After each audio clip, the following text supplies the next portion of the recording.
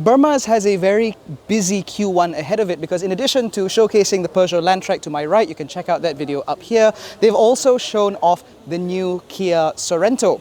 Now, unlike the Landtrek, we do actually have quite a few details on this car which we would love to share with you in this video, so please stay tuned and hit the subscribe button if you haven't, and hit the bell so you're notified every time we make a new upload. Let's get into it.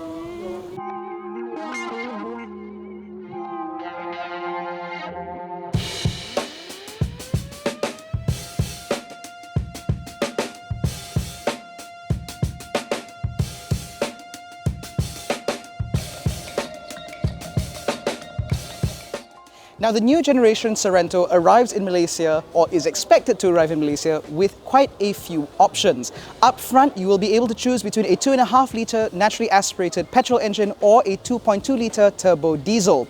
The diesel should come with an 8-speed automatic. The petrol, we're not so sure. You'll also be able to choose between all-wheel drive and front-wheel drive, depending on specification. You'll also be able to choose between 6- and 7-seater interior configurations.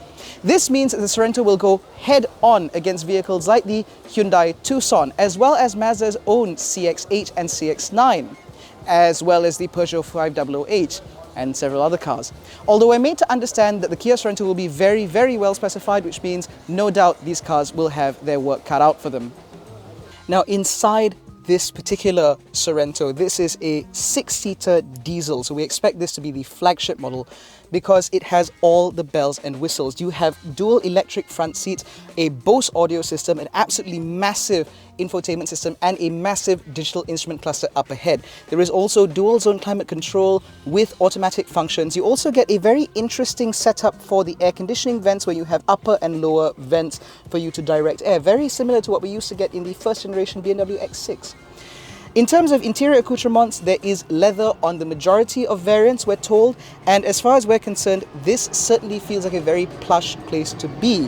For whatever price it is that you intend to command, and I'm made to understand you can look at the Mazda CX-8 for reference, this should be a very, very competitive product indeed. In terms of safety specifications, we expect the Sorento to be very highly spec'd indeed. We expect that there will be models available with the full gamut of level 2 semi-autonomy features, including adaptive cruise control, lane keep assist, blind spot monitoring, and a 360-degree camera.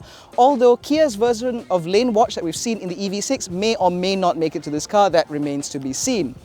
And as I said earlier, in terms of prices, we can expect this to be priced broadly around what you get from the Mazda CX-8 as well as the Hyundai Santa Fe.